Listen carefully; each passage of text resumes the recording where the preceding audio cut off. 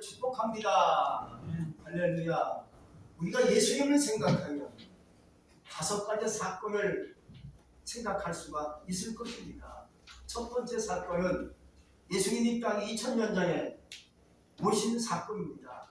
예수님이 이 땅에 2000년 전에 오셨지요. 탄생 사건이죠. 왜 오셨을까요? 세상을 구원하고 우리를 구원하시려고 이 땅에 예수님이 하나님이신데 하나님의 아들로 이 땅에 오신 것입니다. 두 번째 사건은 예수님께서 십자가 달려서 피 흘려 죽으신 사건입니다. 왜 예수님이 의인이시고 죄가 없으신 분이 왜 죽으셨어야 되겠습니까? 왜 십자가를 질 수밖에 없었겠습니까? 죄 많은 인간, 나의 죄를 대신하여 십자가에서 피 흘려 죽으신 사건이 두 번째 사건입니다. 그러나 세 번째 사건이 뭡니까? 예수님이 다시 죽은 자 가운데서 사신 부활 사건입니다. 여러분, 예수님이 죽었다가 부활치 않으셨다면 우리가 주님 앞에 나올 이유가 없지. 저도 예수님 믿을 이유가 없는데 예수님이 부활하셨잖아요. 죽음을 꺾으시고 죽음을 이기시고 다시 사셨잖아요. 그것이 세 번째 예수님의 부활 사건임을 여러분들이 믿으실 줄로 믿습니다. 예수님이 부활이 있게 나로 삽니다. 나로 구원받습니다. 나로 하나님의 자녀가 됐습니다. 영원히 우리가 살 줄로 확신합니다. 또 네 번째 사건은 뭡니까? 예수님이 하늘로 승천하신 사건입니다. 할렐루야. 예수님이 하늘로 승천하셨어요.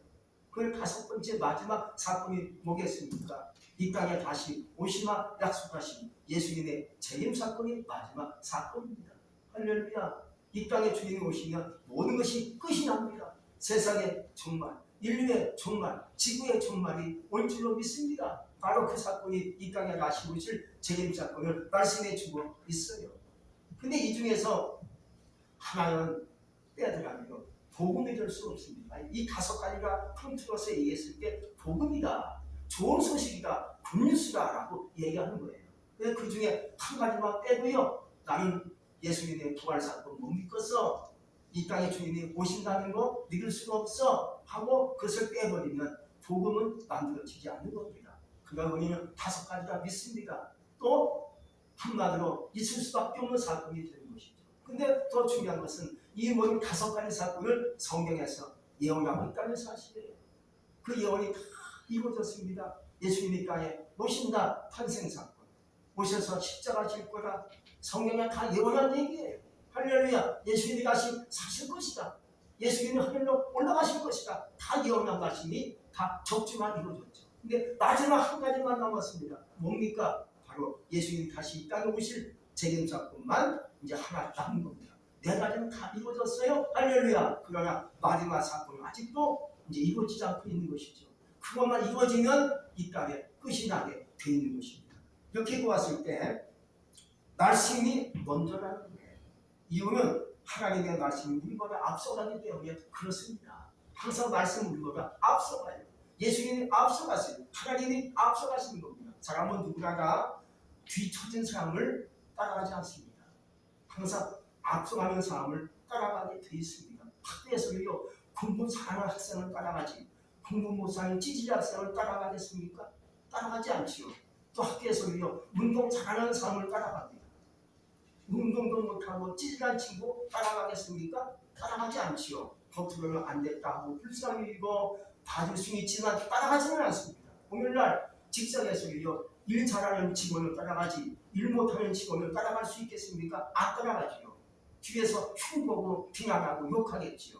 오늘날 많은 사람들이 연예인을 따라갑니다. 연예인이 스타입니까? 하는 연예인이 옷 입는 거, 여러 가지 말하는 거 따라가지 않습니까? 그래서 모든 신조어가 방송에서 연예인들이 하는 그 신조어가 나오게 되어 있는 것입니다. 그런데 예수님은 누구십니까? 모든 사람보다 앞서가신 분이 예수님이세요. 예수님은 누구십니까? 전능하신 하나님이세요. 그래서 그분을 따라하는 것이 합당한 것이요 축복이 될 줄로 믿습니다. 그래서 모든 것을 미리 아시는 그 예수님이 우리 앞에 서가시고 계시는 거예요. 그래서 우리는 주님을 따라가게 되는 줄로 믿습니다. 창세기 18장을 보면 오늘날 전능하신 하나님께서 아브라함에게 찾아오십니다. 왜 찾아오셨을까요? 두 가지 이유 때문에 주님이 바로 아브라함에게 찾아오신 거예요. 하나님은 아브라함 부인 사라에게 아들이 있을 것이다 하고 그 말씀을 예언하시려고 예수님이 다 아시니까 앞말을 아시니까 오셔서 사라에게 말씀을 하신 거예요. 너에게 아들이 있을 것이다. 그런데 사람이 이미 늙었어요. 늙어서 애기고 못 낳는 사람인데 더 늙었어요. 그게 날 수 있겠습니까? 근데 하나님이 말씀하시니까 사라가 속으로 웃어요. 왜? 말이 안 된다는 거지. 어이없다는 거지. 우리도 말이 많았지만 어이없을 때 그냥 속으로 웃지 않습니까? 저게 말이 돼? 웃기는 얘기지? 하고 웃을 수밖에 없는 것이죠. 사라가 아마 그렇게 웃었던 거야. 근데 하나님 나시고 사라가 웃었습니다. 그러니까 사라가 저 안 웃었어요. 네가 웃었느니라. 하나님도 아시고 얘기하시는 거예요.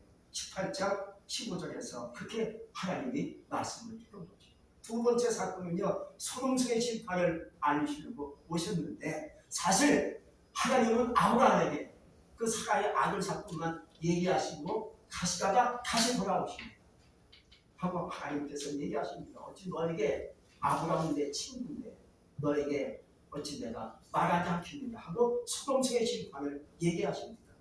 이미 다 하시고 하나님이 앞서가시니까 소돔성의 심판을 하나님이 알리시고자 아브라함에게 다시 돌아오셔가지고 말씀하시는 것을 이 성경을 통해서 보았습니다.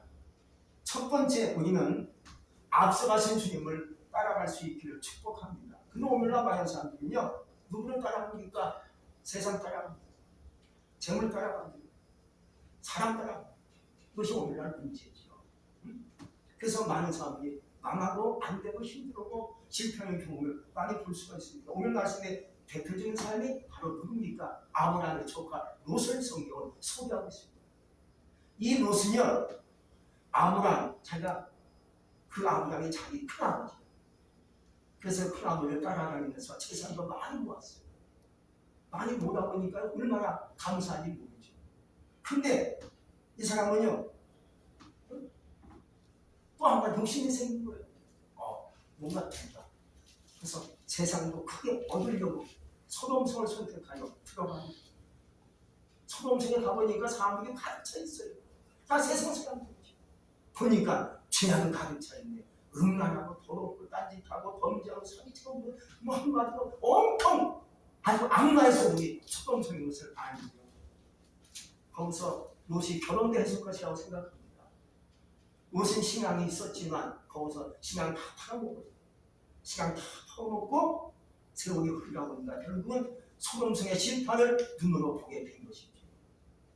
그는 거기서 모든 재산을 불로 심판할 때 날리고 맙니다. 엄청난 재산을 갖고 들어갔는데 불의 심판에 쏟아지니까 재산을 다 날리고 그냥 겨우 몸만 빠져나옵니다. 아주 알거제돼서 나오게 된 것이 롯의 마지막 한마디로 결말이었습니다. 얼마나 한심합니다. 또 한편 롯의 부인은 이렇게 나오다가 뒤를 돌아보다가 소름끼리 들고 하나님이 너 저 수할 땅으로 빨리 가라. 가다가 절대 돌아보지 말아라 하고 하나님이 말씀했어요. 롯에게 부인에게 두 딸에게 알았어. 손잡고 열심히 뛰어갑니다. 근데 롯의 부인이 어떻게 했다고요? 뒤로 돌아보는 겁니다. 아직도 왕창 비박하고 소리 나니까 이제 뒤로 돌아보는 겁니다.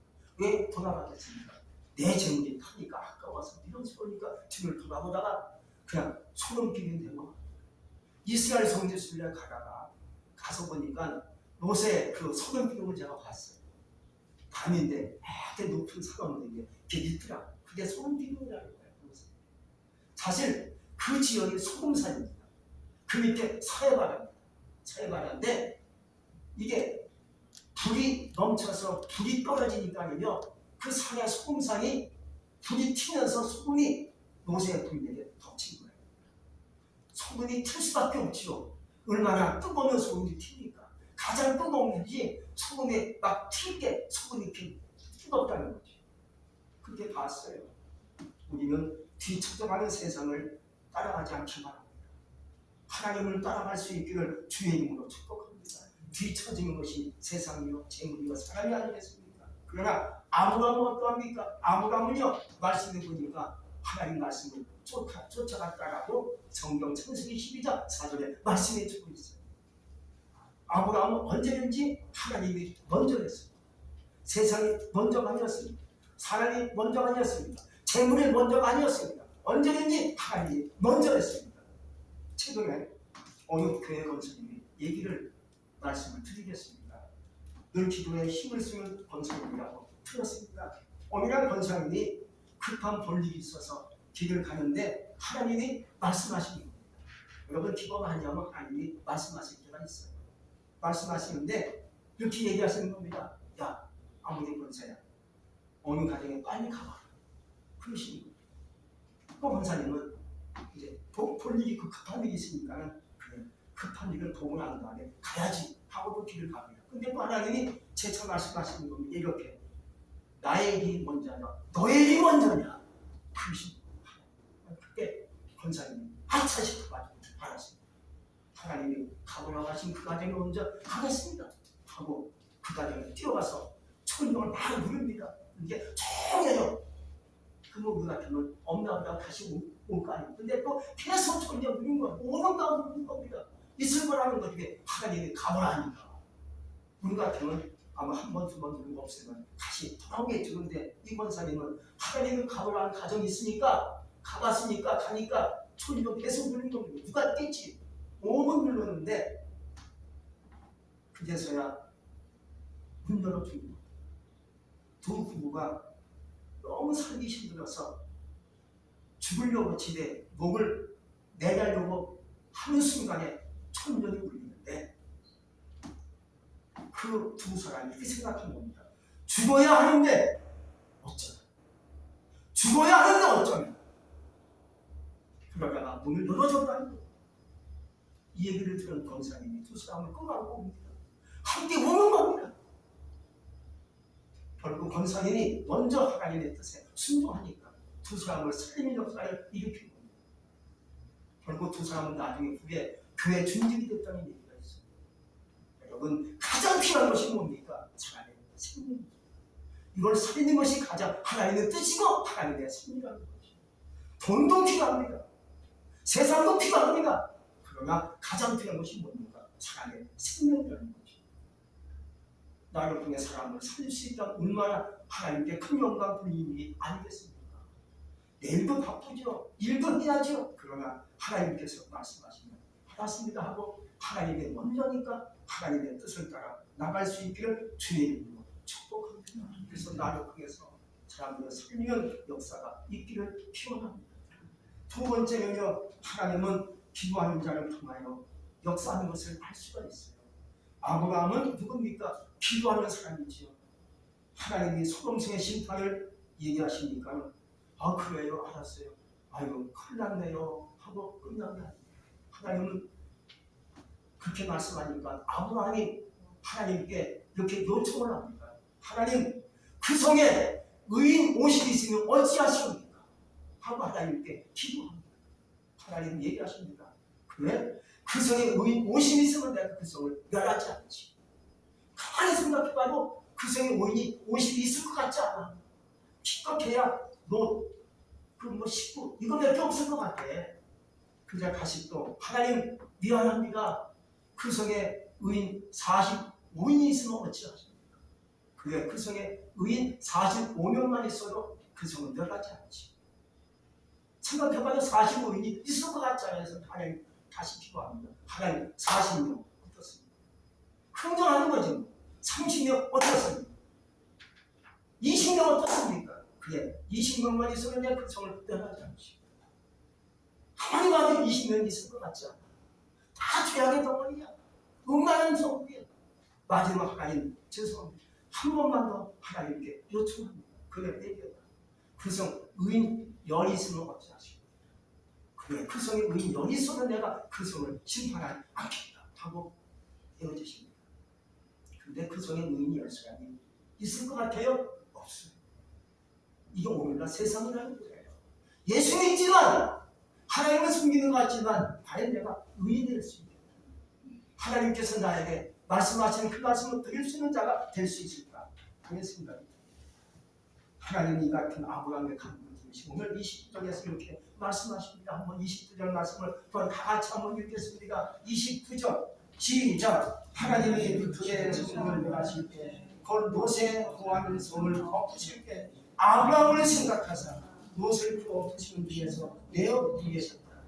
여러분, 기도하는 자손 망하지 않는다고 얘기합니다. 세상이 얼마나 악한지 몰라요. 그래서 지금도 주님은 누구를 찾으시겠습니까? 기도하는 자를 찾으신다. 기도하는 자를 생각하십니다. 하나님이 기도하는 자를 기억하실 줄은 믿습니다. 그렇지만 왜요? 예수님을 믿고 있지만 기도하지 않는 자가 더 많다고 얘기합니다. 또한 그만큼 세상 따라 사람 따라 돈 따라 가니까 이게 안 됩니다.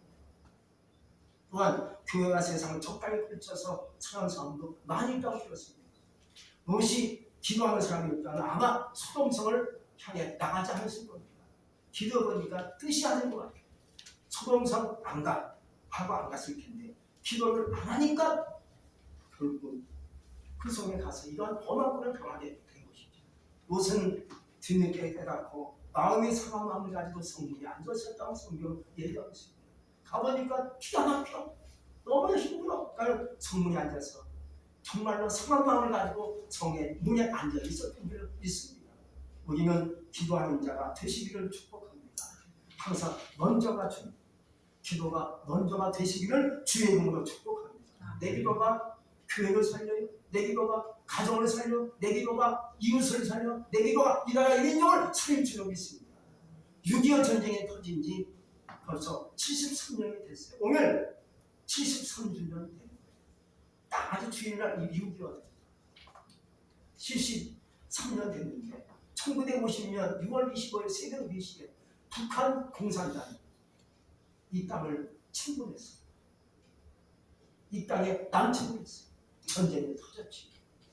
갑자기 전쟁이 터지니까 대한민국은 싸움에서 밀리기 시작합니다. 그럴 수밖에 없죠.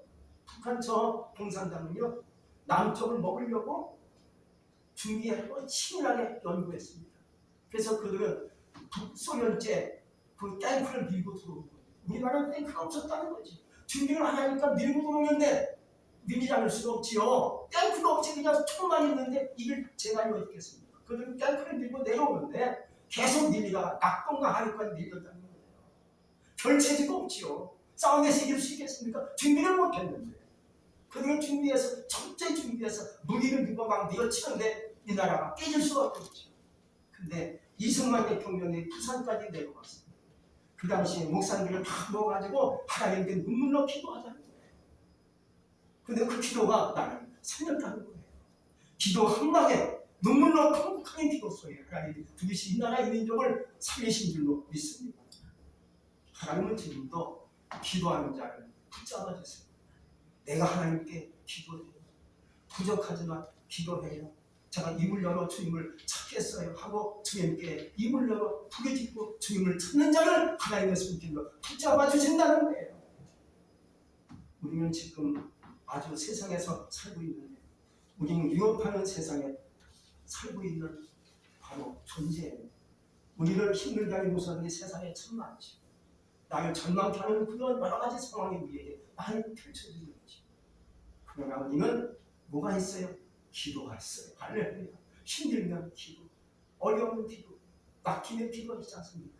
나에게 기도가, 여러분들도 기도가 있는 줄로 믿습니다.